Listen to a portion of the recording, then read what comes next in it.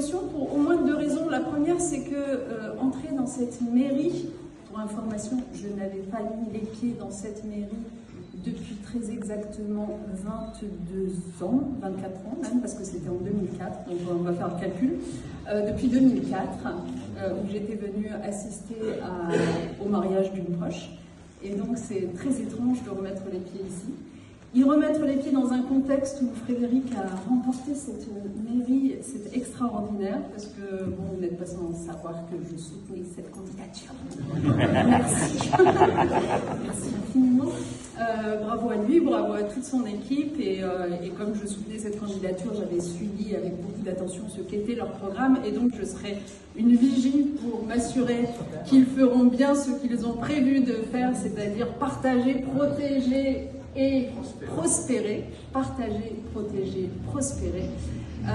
Donc ça c'est la première source d'émotion. Et puis la deuxième source d'émotion évidemment c'est que moi dès que je reviens à Amiens j'ai l'impression de retomber en enfance, de rechausser mes chaussures de l'enfant de 5 ans, l'adolescente de 10-15 ans que j'ai pu être avec ma foi ses petits et ses gros bobos parce qu'on en a tous.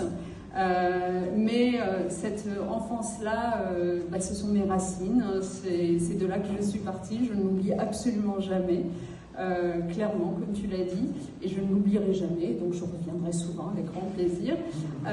Et en parlant de chaussures et de rechausser ces chaussures, vous savez, je me suis souvenue, en venant ici, que quand j'étais enfant, justement, je faisais très régulièrement un cauchemar, mais vraiment avec une récurrence de fou, où je me levais le matin, je me préparais, je prenais mon cartable, j'allais à l'école, et puis arrivé devant la porte de l'école, je me rendais compte que j'avais oublié mes chaussures. Alors sur le moment, je ne savais pas trop bien interpréter ce drôle de rêve, et je pense que la maturité venant, avec le recul, je crois que ça voulait dire que j'étais pas bien sûre de moi, que j'étais pas certaine d'avoir absolument tous les codes, toutes les armes et tout ce qu'il fallait pour à la fois réussir dans la vie et être considérée comme légitime. Et donc c'est intéressant en effet de repenser à tout cela et puis de se dire qu'il s'en était écoulé du temps, il s'en est passé des choses. J'en ai gravi en effet quelques-unes des montagnes qu'on pouvait gravir. Et finalement, eh bien, aujourd'hui, quand je repense à tout cela, je vois Amiens comme le lieu où il y a eu, pas seulement la belle lumière qu'on connaît de cette ville, pas seulement les ortillonnages, le quartier Saint-Leu, la cathédrale, enfin la baie de Somme et tout ce qu'on aime voir sur un plan esthétique, mais il y a eu de la beauté dans nombre d'êtres que j'ai rencontrés ici. Et que cette beauté-là, que ce soit du côté de mes professeurs, que ce soit du côté de mes voisins, que ce soit du côté des associations, et je salue par exemple Mohamed Eliba pour l'ALCO, cette beauté-là, en fait, elle m'a nourri bien plus que je ne le savais à l'époque.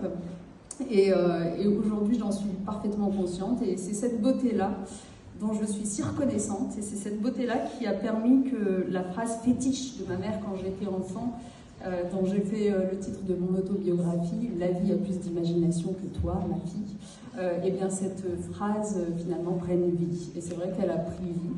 Et je voudrais, en conclusion, parce que je ne veux pas être trop longue, simplement souhaiter comme succès à cette équipe municipale qui vient de s'installer, eh bien qu'elle donne à voir à tous les enfants d'Amiens que la vie a plus d'imagination qu'eux, qu'elle leur ouvre les horizons le plus possible, parce qu'il n'y a pas de plus belle tâche que celle-là pour des élus de la République. Merci infiniment pour votre attention.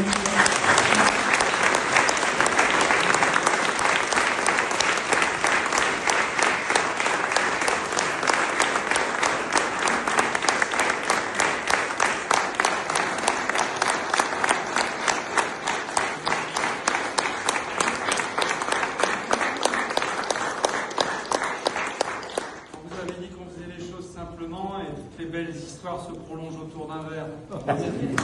Bienvenue chez vous.